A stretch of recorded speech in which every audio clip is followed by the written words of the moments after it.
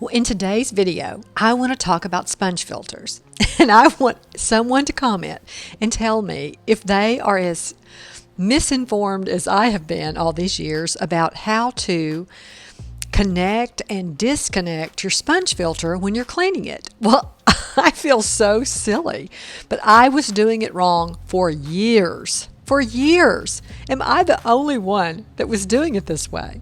Please comment down below and let me know if I'm the only dummy that was doing it this way. Well, when I got back into fish keeping in 2016, I bought a hang-on back filter. And as I bought another aquarium and another aquarium, I bought more hang-on back filters. One of the aquariums I bought was one of those from Walmart where it's kind of an all-in-one. You get the 20-gallon, you get the filter, you get the light. Anyway, it came with a hang-on back filter.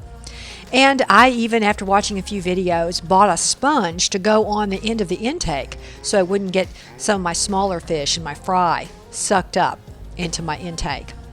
And then I found out about sponge filters.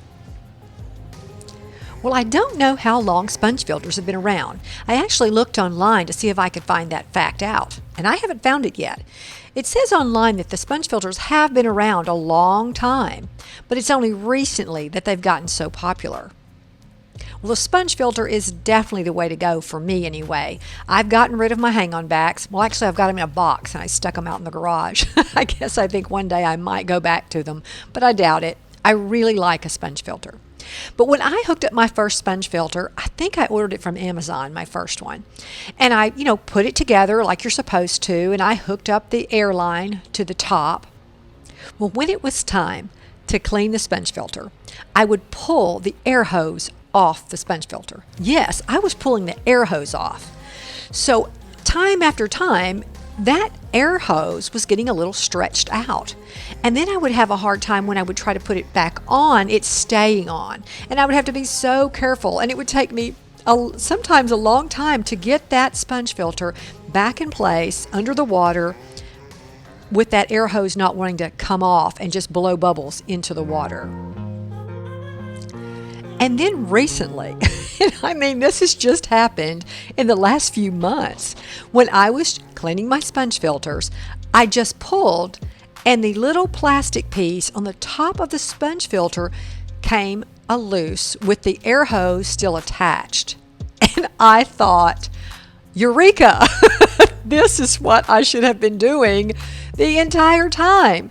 Leave the air hose attached to the little plastic piece that is the top to the sponge filter, instead of pulling the air hose off of that little plastic piece.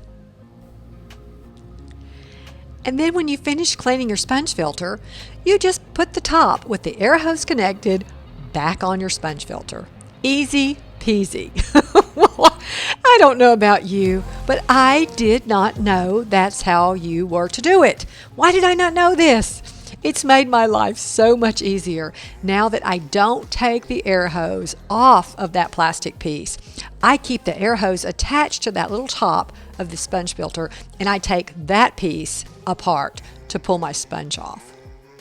Well, I have to admit, I'm embarrassed that I was pulling the hose off all these years because I feel silly that I was doing that and struggling to get that air hose to stay back in place.